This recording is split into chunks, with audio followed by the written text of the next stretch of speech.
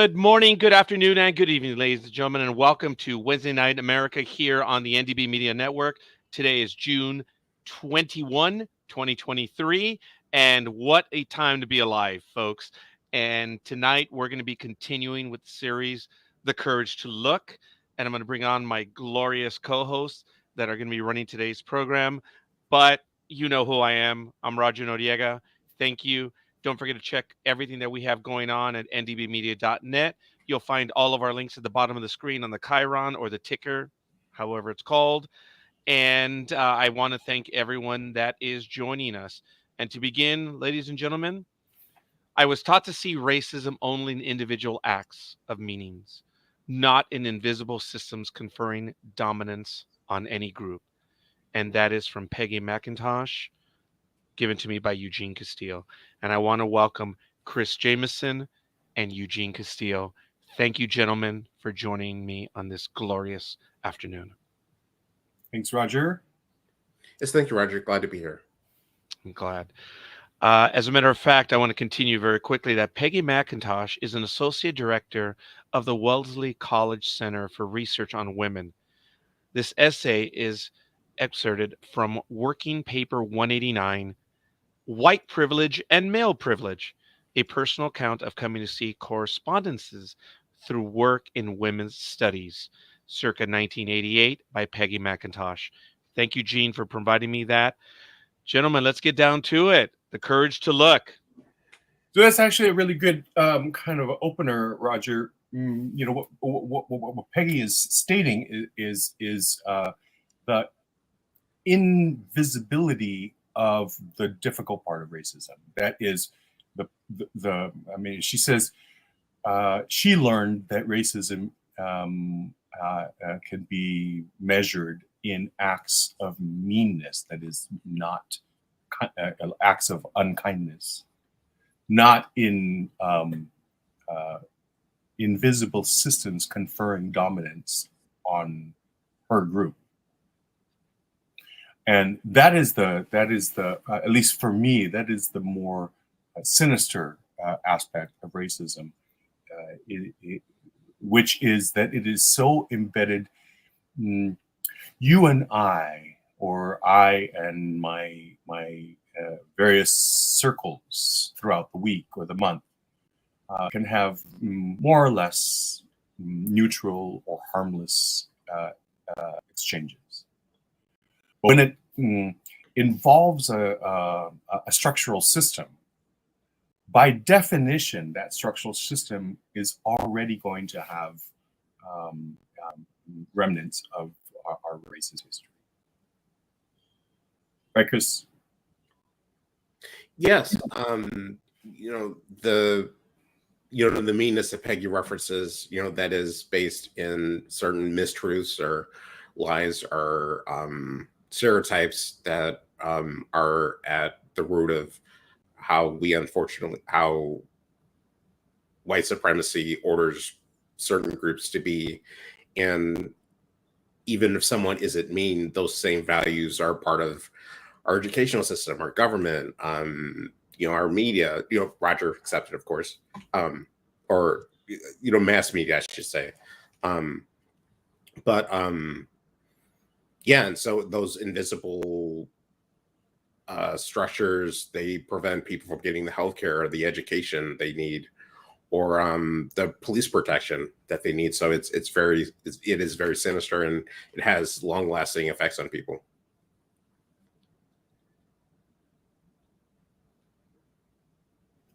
And maybe we can go to the title, the title screen, because there's a picture that we use for one of our modules, and it's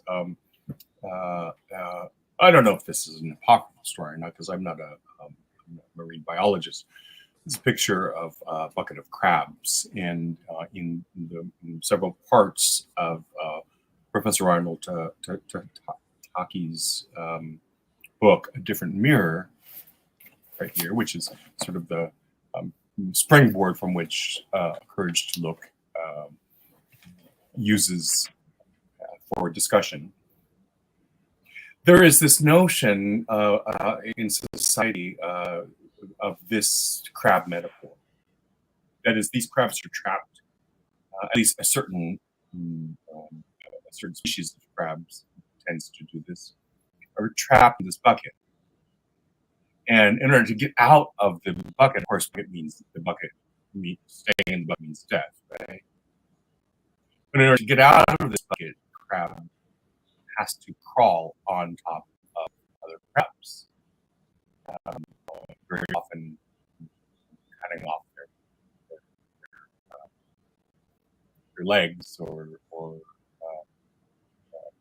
but in the process of this crab mentality spoken of in some sociological circles, that nobody escapes. And so this is sort of a reflection theme for tonight, as we are gonna look at a little bit at unconscious bias. So in order to do so, we're gonna have we're borrowing some footage from a very popular TV show that I'm not sure if it's come to an end or not. But it's from NBC's New Amsterdam, and what we're going to do is we're going to use a technology called word cloud, and I'll have Chris explain how to do it. So we're going to watch a segment. Put a disclaimer here in the YouTube section. This is not our material. We don't own this, but we're using a fair use percentage for educational reasons, and we're using it to look at the point that the producers really earnestly wanted to bring across. And I think in many ways they do it well. So we're going to watch a segment, and then we're going to respond with the word cloud. But maybe we should talk about the word cloud first, Chris, and give everybody a tutorial. Yeah, sure. Let me just share my screen here. Yeah, as you can see here, this is our word cloud technology. Basically, the way this works is that if you follow the instructions here on your screen, either by going to pollev.com/Chris and Euge, spelled EUGE 070, or if you text to the number 37607, Chris and EUGE 070, you'll be allowed to add your information. And let me just give you a quick example of what this will look like at the end. Just bear with me here.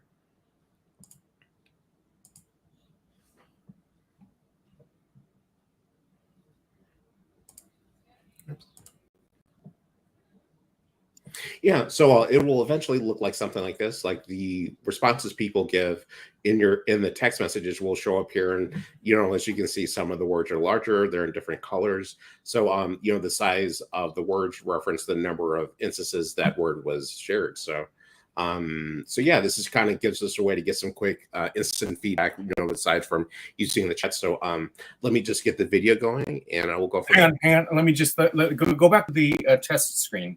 So we don't know how many listeners are watching right now who are not driving. So don't do this if you're driving. But bring up the test screen again, Chris. Yeah, it should be present. And so to join, let me just say this in a different way. To join the word cloud activity, and you don't have to. You could just listen to us talk and watch the prompt, the video prompts. The phone number, as if you were texting somebody to a phone number, the phone number that you text to is 37607, the so-called phone number. And you have to text the message Chris and Euge 070 as your first message. I'm just saying what Chris said in a different way. So that's the first message. And once you do that, then you'll be entered into the poll. It's basically like a poll platform. So you'll get a confirmation, and then you can answer anything that you want to whenever you see a prompt on the screen. So that's just a different way to explain. I'm sorry, and let me interrupt real quick. Ladies and gentlemen, we have quite a few people watching us today. We have several on the NDB Media Facebook page, on Twitch, as well as on YouTube. We ask you, share who you are and where you hail from. We'd love to know. Thank you. And if you have any comments, please list them in the chat room. We are waiting. And the numbers are going up, folks. Please, please. You're here. Let us know. Share that you're here with us. Just give us your first name and where you're from. Or if you want to give us the entire bio, it's up to you. But that's is that the first word that's already in there? Did Yeah, someone already text? I just put wow, just to show that I joined the group, the poll, by texting to the phone number 37607 Excellent. and putting in the first text message Chris and Huge 070. So that's, I'm just saying what Chris said in a different way. Hi, Catherine. Thank you, Catherine. So Appreciate that. you are able to do this, otherwise you can just listen and follow. So what we're doing is actually sort of a preview of some of the material that we will be welcome. Oh, yes. Some of the material. Hi, Liz. Good to see you again. Some of the discussion that we're going to do in more detail and in a deeper dive on at our first Courage to Look group gathering on Saturday. So this is just a taste test of it. So all right, Chris, take it away. Okay, well, let me stop this.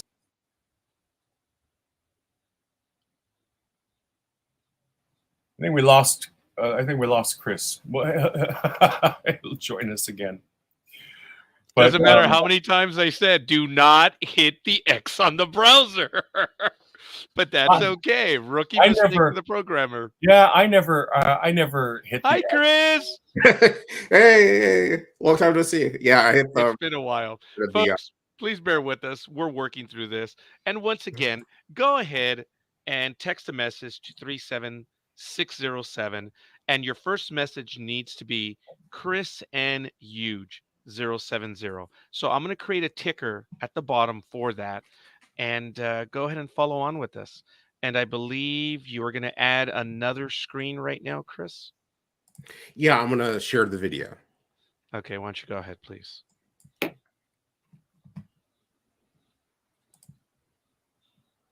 Karen. Karen, what's the deal? Did you not see me? Of course I did, but I ran because your face says you want money for something. Oh, well, yeah, I do. What is it today? Therapy dogs for postpartum mothers, improv classes for survivors of PTSD? No, it's a good idea, both of those, but I was thinking of,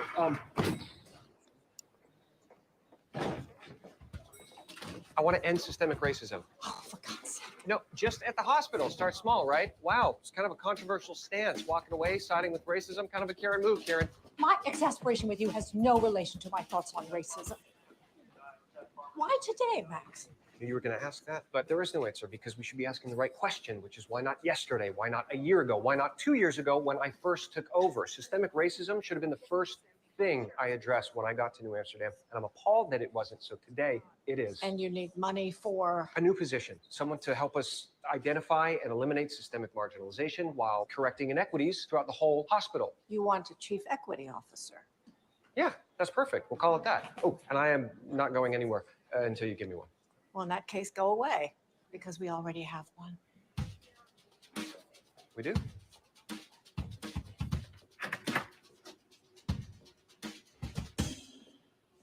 Hey. Oh, hi there. Are you, let's see here, Isabel? Yes. Great. I'm Max Goodwin, medical director. How can I help?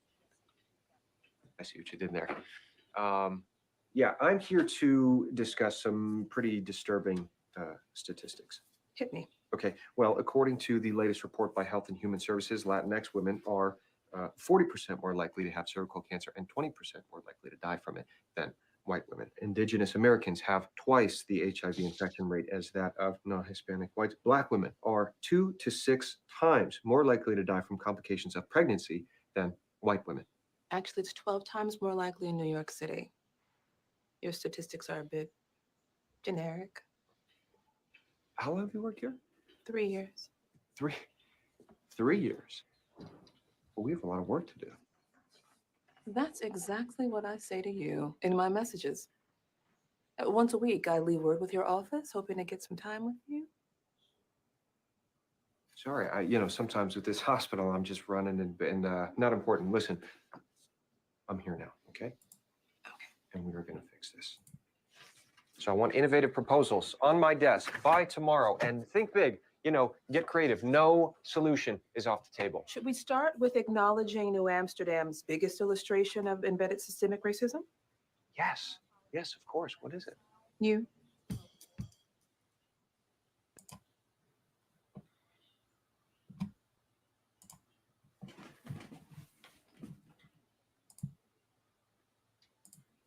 Okay, so before anybody says anything, we're going to do the word cloud exercise.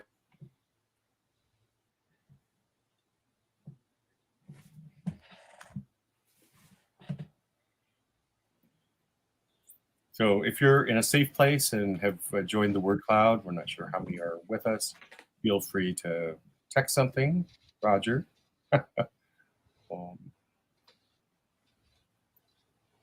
I did while I was watching the video. Okay, I'll do it again.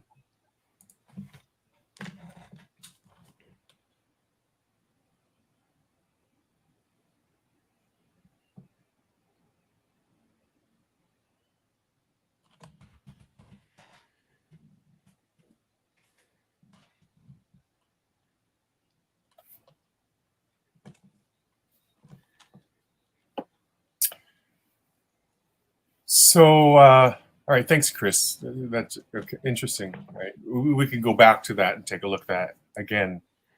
So this is just a sort of taste test of a discussion starter. But just between the three of us, let's really talk about what happened in that scene. Roger, maybe you can lead us off. The administrator is impatient, probably because they've been through it before, and they're rather condescending, not unlike people I've dealt with, that they just don't have time. It's very simple. You should just stop, listen, consider, and then say, hey, write up the memo. I'll talk to you shortly thereafter. The attitude is bad. The point that she won't even stop it, and granted, there's probably history between the two, but this is something that's a bit more important, and they caught them in the hallway for a reason. So I just believe her attitude is dismissive, and she does not handle it very well. I appreciate it's you. You're the start. So you're the start of the problem, or an example of the problem. So talk about those items stood your out in my mind. reactions. So the administrator side, talk about your reactions to Max.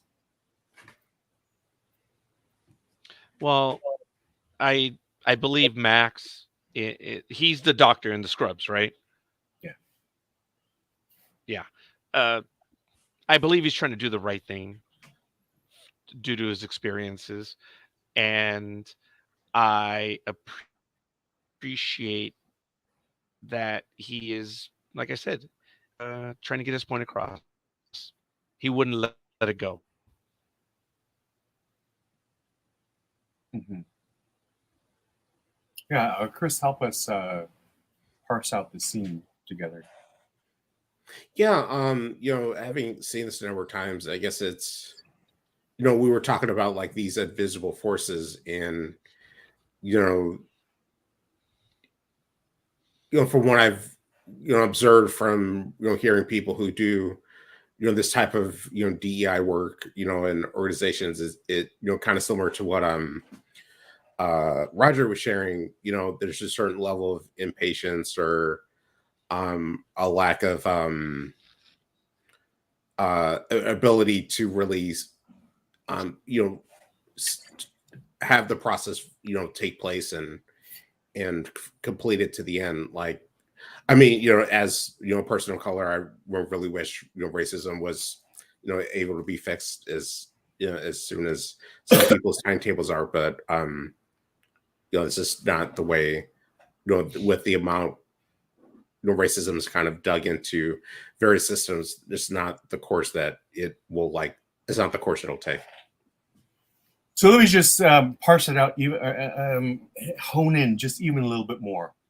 As Chris said, I think Max's the character Max's intentions are admirable, but this is a program that is depicting, real life scenarios. I mean, there was a whole set of series episodes during the pandemic.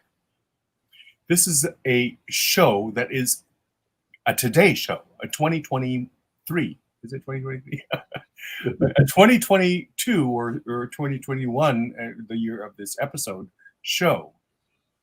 And I'm just going to say, why the heck is his good intention not being depicted in a 1970s show? This should have been happening in the 1970s. We're several decades late for that type of passion. I'm just frankly stating the obvious.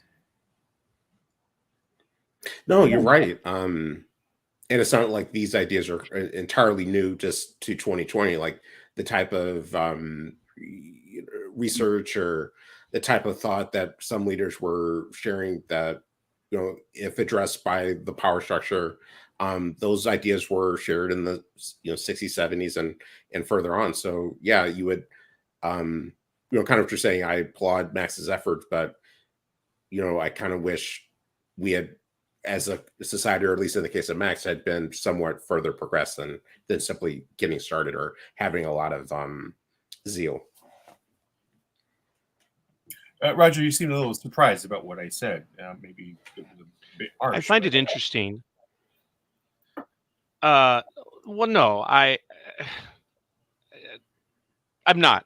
I've lived in the corporate world. I've lived in county government, federal government. I've been everywhere. I've been private sector, public sector. Within the last 10 years of bringing unconscious bias to the fore, and it rings hollow.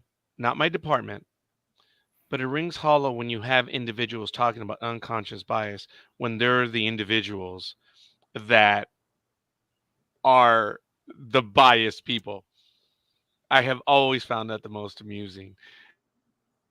And I was grateful that in this government agency, but even then, uh, Eugene, to answer you, I'm not shocked. It takes people a long time to get around to understanding things, and they're blind to it due to upbringing, due to just experience, shame. Unconscious bias is you don't know, you don't realize it's how you're brought up. It's what your parents tell you, what you see, what your friends say, and you can see things that look bad, which are in fact not bad. You can go by a stereotype. You see an individual of color, and through television, media, books, whatever, internet stories, friends' experiences, because of that person of color, they're bad. If someone is wearing a hoodie, if someone is driving a little sports car that, it looks like it's a little gangster car, whatever, everyone has an they judge immediately when it says, do not judge a book by its cover. They're still going to do it. And they do it because of the experiences they've had or the experiences they've been taught. They don't know otherwise. It takes a long time to change that. And I don't know if that helps you out in any way, Gene, but I know that No, I don't need you. I mean, change I'm takes just time. looking towards some fleshing out of why we chose certain prompts, and maybe another reason that we chose this particular video prompt is because I at least in the last week, coming off of COVID, I've spoken to personally on the phone to about 20 people about the courage to look. And how many times I keep running into this sort of, it may be a romantic notion where the person refers to being involved in marches in the 60s and 70s and feeling very connected. And when I ask them what they are doing or have been doing in the last 5 to 10 years, there's like, crickets. I do my best to keep up. I try to keep abreast of the reading. I mean, these are friends or close associates, and I don't want to diss anybody by name, but it is a problem because, like I said earlier, these passionate cries to administration for something to be done about systemic racism should have occurred back in the 70s. But there's a gap, there's a hiccup, and we don't want to address the reasons why it's not. And we can't impose it either. It's not, as you just said, it's not something that can just be imposed by a corporate system or a community organization. You could try. Well, yeah, to your point, Eugene, referencing what Peggy McIntosh said, when I think, your peers who you were communicating with, at the times where there were marches in the 60s and in that time period, there was more of the quote unquote mean racism that she was referring to, the hoses, the act of, physical and emotional trauma vented on Black and other people of color. And I guess we also saw that to a degree with George Floyd, where we had a moment of severe, attack and trauma dealt to one particular Black man. So I think, we're basically a country that we have short-term empathy and kind of long-term apathy. So I think, when we have clear signs that, racism is how some people would define racism as a problem, I think we're spurred to action. But in a time where, the signs of that racism is more invisible, people lose their motivation. And I wish it was different because, to your point that, the steps that Max is taking in 2021 would have been done, maybe 1981, at the latest 1991. I don't see that as happening, because the people that were being oppressed did not speak up. They would not speak up. If they did, they were gone. I've seen it in many places. You speak up, you're gone. It takes time to change. The courage of this individual, Max, it's neat. Okay, I'm glad he's doing it, but I myself, I've been an activist my entire life. I started around 8 years. Well, if I believe my father started at age 4. I didn't cross my first picket line at age 4. My father said, you never cross a picket line." I was like, "Yes, sir." And I demonstrated at age 8 in Boyle Heights, and I've done it on my entire life. So maybe to answer a tiny bit, Eugene and Chris, I've done it. I'm 54. I've demonstrated my entire life. I'm a little tired now. I put on Facebook, "Hey kids, you got to get involved." This is a game, and I don't mean to say a game, but it's a game for the young. When the young are not involved, we're all screwed. It is not something that just us moving through our life. It has to be from the very beginning. And it's falling on deaf ears. They're not interested. It begins with the young, and we're losing that battle. I don't mean to be negative. That's probably unconscious bias right there.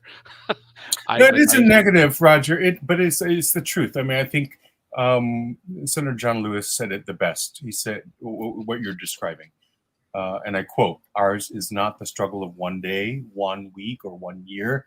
Ours is not the struggle of one judicial appointment or presidential term. Ours is the struggle of a lifetime, or maybe even many lifetimes. And each one of us in every generation must do our part." And I can't say it better way than that. I agree. But I'm trying to pull up another meme, and I seem to have it in the wrong sizing. But another screen share. So A meme? The wrong size? Screen share. Let me just get this in a way where. So what we're talking about, of course, is society. In one of the, of course, on one extreme is the reaction that this doesn't affect me. I can't tell you how many people I've talked to in the last 5 years alone that will say this doesn't affect me. Then there's the category of those who say, I do my best. Then there's a category of those who say, I used to, march in the 90s or in the 60s or whatever. And then there's the category of those who say, I'm just too overwhelmed. And so where's the fine line? I just have too much going on. Because if we are, what I'm trying to say is we're talking about the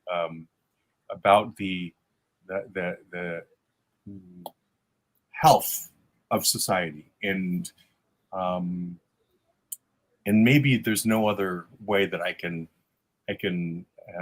bring this home in the sense that we have a societal ailment than by the author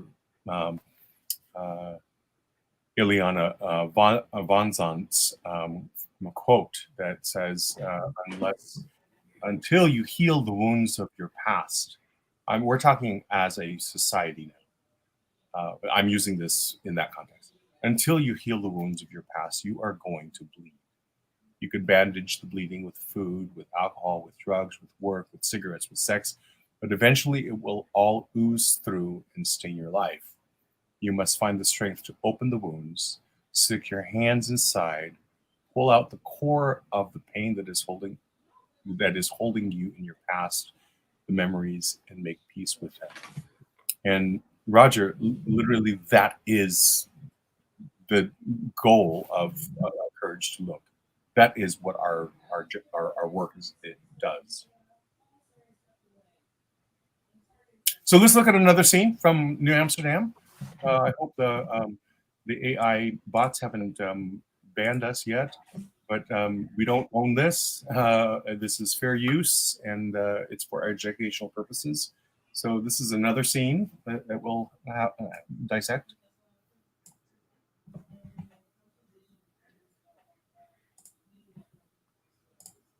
You want me to be medical director? Yeah. And you'll just Quietly recede into a supporting role. never done anything quietly. Yeah, I know. That's exactly the problem. I tried to force an initiative on black barbershops to get them to turn into community health hubs. I have called the WHO every single day for 3 months. 3 months trying to get racism coded as a health risk. And now I realize that none of it was ever actually going to change anything because I am part of the problem. Says who? My chief equity officer. We have a chief equity officer. Yeah, Isabel. She's very sweet. But as women of color, you are both vastly underrepresented in management, which makes you much less likely to get a promotion and therefore not in a position to then hire other women of color. So it's a vicious cycle, really. But the thing is, it can be changed if a woman of color is at the top, which is exactly why you need to say yes to this job. No. You could do a lot of good. Here, I thought I was doing good being an oncologist. More good. Do you not see the irony in asking someone who's suffering from systemic racism to also fix it? What does that mean? You'll consider it? Okay, no, Helen, I don't know where to start. Just look to your right.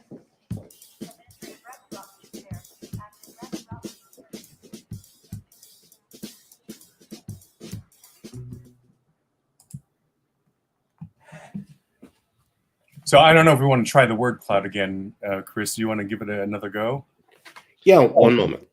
I think we have to log in and out. No, I think once you're logged in, it'll work. It didn't seem to do. Whenever you close the cloud, you have to start up again, because I noticed it gave me another message. So that's all right. I'm gonna do it again. We will figure that out. If you keep it open, then maybe we don't have to. So once again, text 37607, and then as your first message, Chris and Huge 070. And then you'll receive, I believe, an acknowledgement. Oh, well, spell it correctly. Sorry.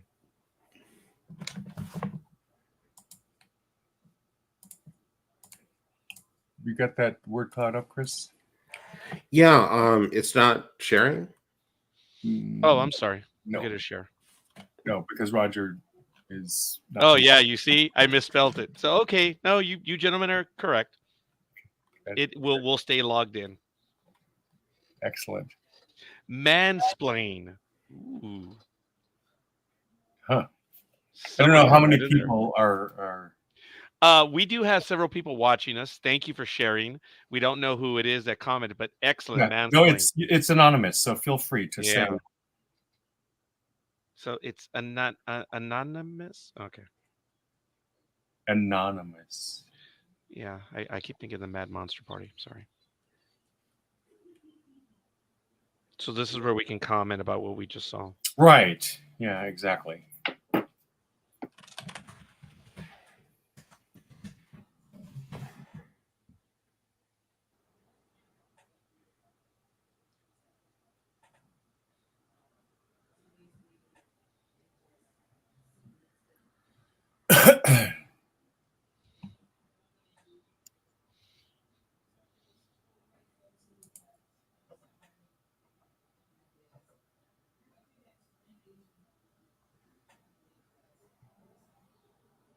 Okay, interesting.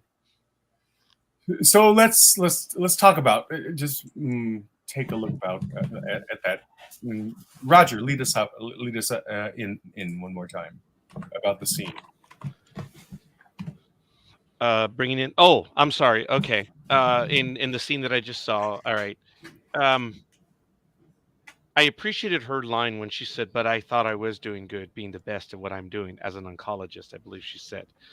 I think he's a do-gooder, but he's what the kids call a try-hard. He's pushing too hard. He should be speaking to these people, asking to meet with them, not catching them in the hall. It's hurried. It's almost fake. His efforts are genuine, but the way he's going about it does not feel genuine. That's how I would take it. I said, dude, why don't you tell me you want to talk to me as opposed to just catching me in the hall?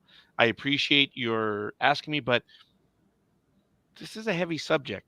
So I appreciate her answer about, as I said, I thought I was doing well. And then she was sarcastic when she said, oh, we do have an equity officer?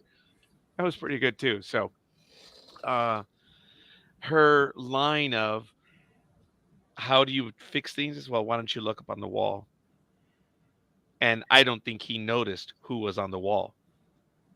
And when it comes to appearances, they all look like him. So I believe that's what she was saying.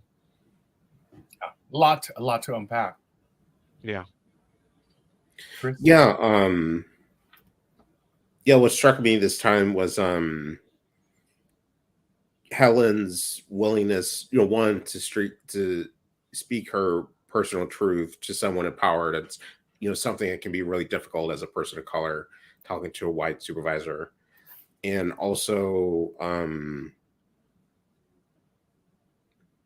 that she felt comfortable explaining that the problem to solve racism shouldn't be placed on people of color because people of color do not create the problem. So I think that was a very key point to make, that yes, historically people of color have been the leaders at the forefront of civil rights and progress for marginalized people. But in the end, as we see in many aspects, it's when white people are able to do work similar to what we'll be doing in our course, to investigate inside and see the personal seat of bias and also see how it ripples into the greater society, is when progress is made. So I want to direct my attention towards, for me, what was Helen's most important line, which was, "Do you not see the irony of asking a person of color to solve the problem that basically you created?" So that is difficult. That is very difficult to say for a person of color. It's also very difficult for white people, even white, very, very well educated, well practiced in terms of these topics, white allies to hear.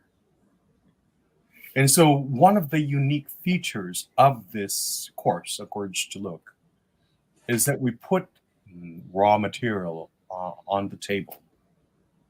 And we look at each other and we look at each other and we say, how are we going to talk about this? How are we going to talk about this and not allow our fragility or our fear or our anger to be the reason that we cannot have conversation? That's why we call it The Courage to Look.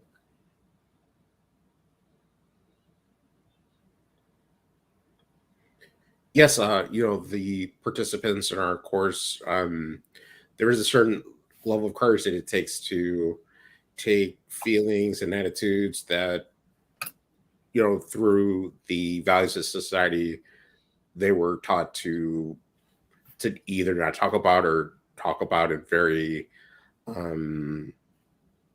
very hushed tones in a way to not give a certain amount of a weight to the notion of racism. And through our course, we create the opportunity in a safe place for them to talk through and learn from other people that are in a similar spot how to have these uncomfortable conversations and feel one day that they can be comfortable confronting other white people when topics of race are brought up, and hopefully nudge them to open their mind.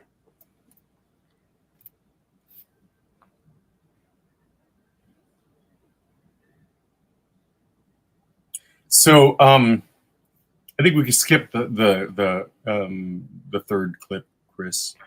Unless you think that'll bring it home. We don't have a huge agenda here. No. I think I guess unless you wanted to review some of the older word clouds to see everything that came in. No, because then that would prompt people to come up with manufactured, responses. The best response, honestly, is the response that I'm going to borrow a word that I learned when I was working in England. Gobsmacked, particularly in Northern England. He said that when you get to that gobsmacked moment where you just don't know how to respond, that is actually a very vulnerable teaching place, learning place, a very vulnerable opportunity to have the world opened up to oneself in a way that it hasn't before.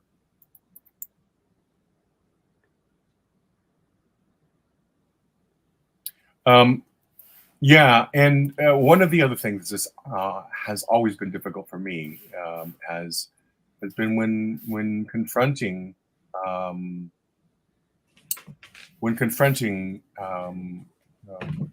white privilege, the discomfort of being a person of color having to point it out. For example, I noticed we had somebody from Sacramento. Liz was there from Sacramento. I used to live in Sacramento. For example, how many people are aware that at least in my opinion, the city, Professor Takaki's career was at the University of California, Berkeley, at UC Berkeley. But how many people know historically that Berkeley is named after a slave owner, racist, and white supremacist, Bishop George Berkeley? Mm-hmm. And and I have a lot of friends in the Bay Area, and why isn't there's a huge, white ally community in the Bay Area? Why aren't people making moves to change the name of the city?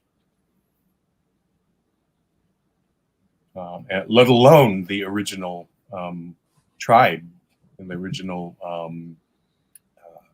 indigenous peoples that lived on the land where the university is right now.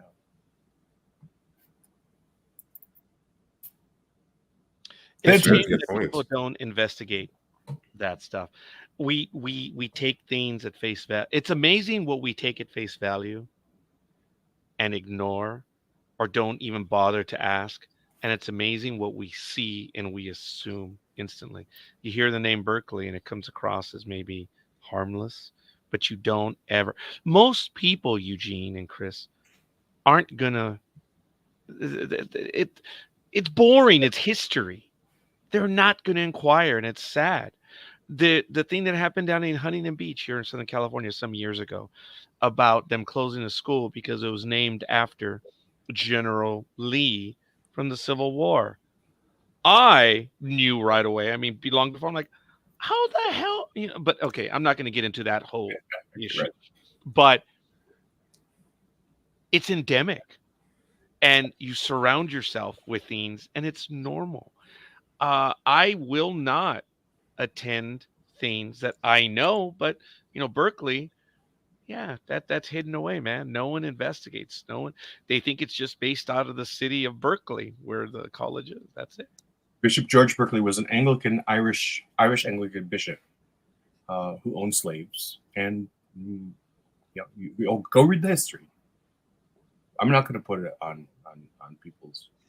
Go read the history, and then go out there and file something with the city to change the name, if you have courage.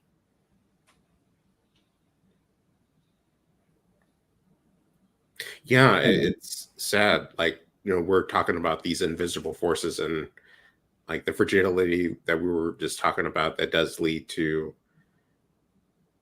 progress that would alleviate a lot of discomfort and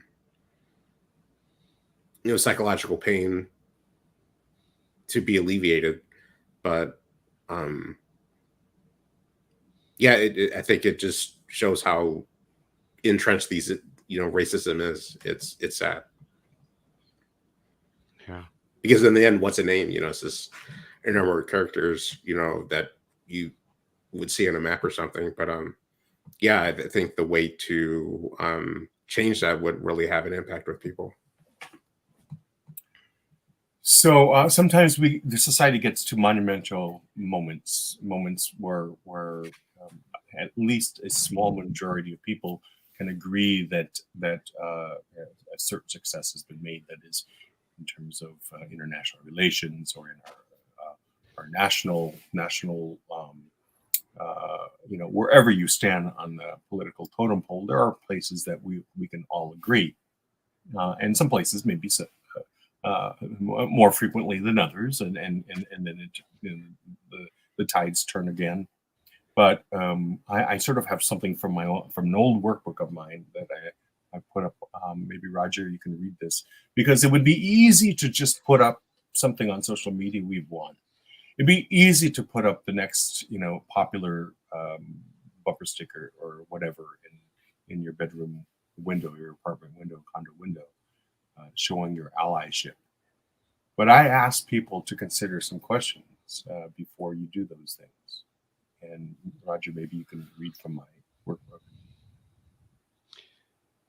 This was told to me something along the lines back in 1997, after having a phenomenal negotiating year. I asked, well, what do you mean it never ends?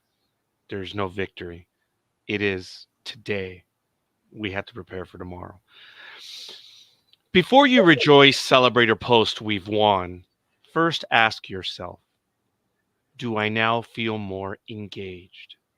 Is my investment in anti-racism more or less potent? Am I feeling vindicated from personal self-inquiry or more motivated to go deeper? Do I want to learn more from those whose privilege is different than mine? Am I motivated to examine history? Do I have the courage to look or to look less?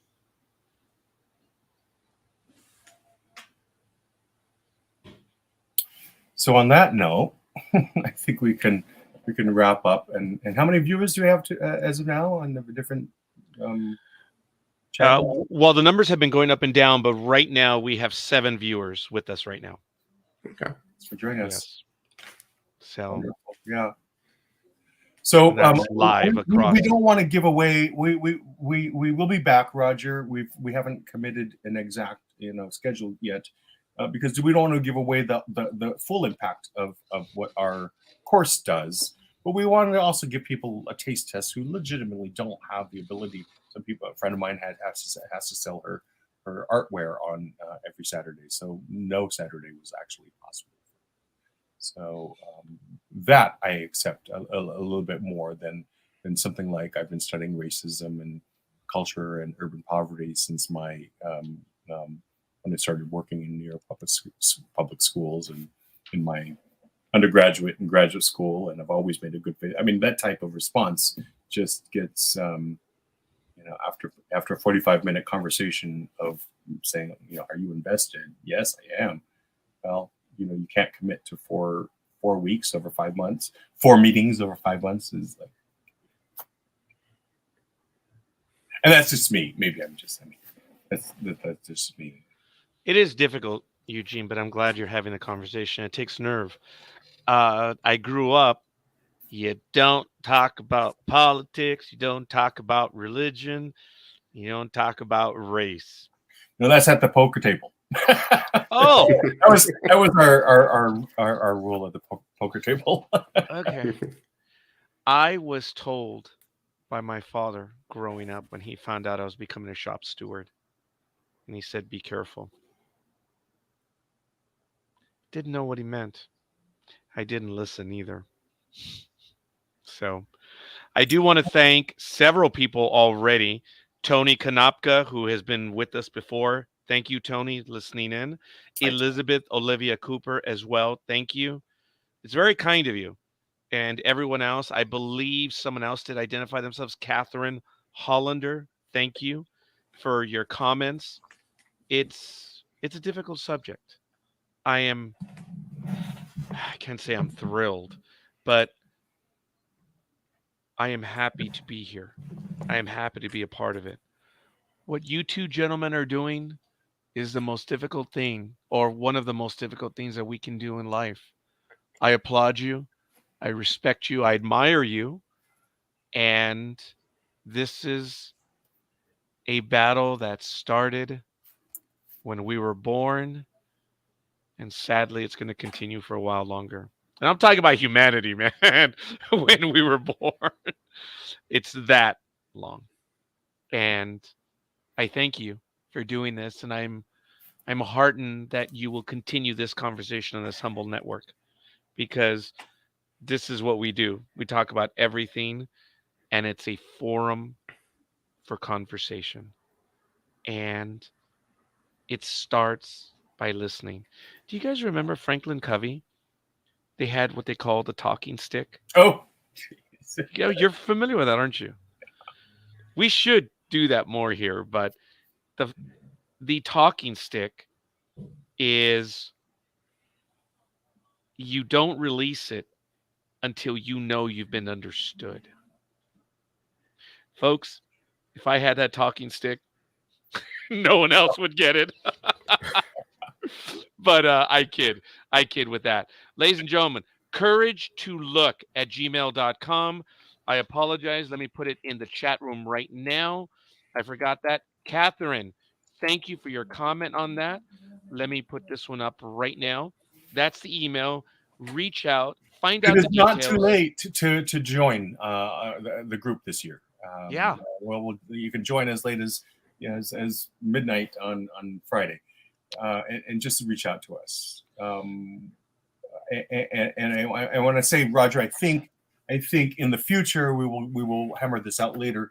We will take some of the topics, some of the like the Pacific crossings and migrations from south of the border and so forth, and maybe bring on a guest. We've done this with our podcast before in the past, but maybe we'll have guests from representing. I have a comment when you talk about crossings, about something I learned traveling to Washington, D.C. I even did a video of it on Facebook, but there's no need for that now. It is understanding, and it's an unconscious bias about walls. I made a joke of it on Facebook. Well, did you want me to take a quick moment, Gene? No, Eugene? link it in the comment section. Just kidding. We'll talk about it in the future. We will. Yeah, sure. So, courage to look. The email is there. Check it out. Once again, Chris, Eugene, thank you. And like it. Gentlemen, take us away. Thank you so much, Roger. All right. Thank you, Roger. I really appreciate you allowing us on your show. This is our program. It's not mine. It's ours. So we're good. No reprimanded intended. We'll see you guys on the other side. All right.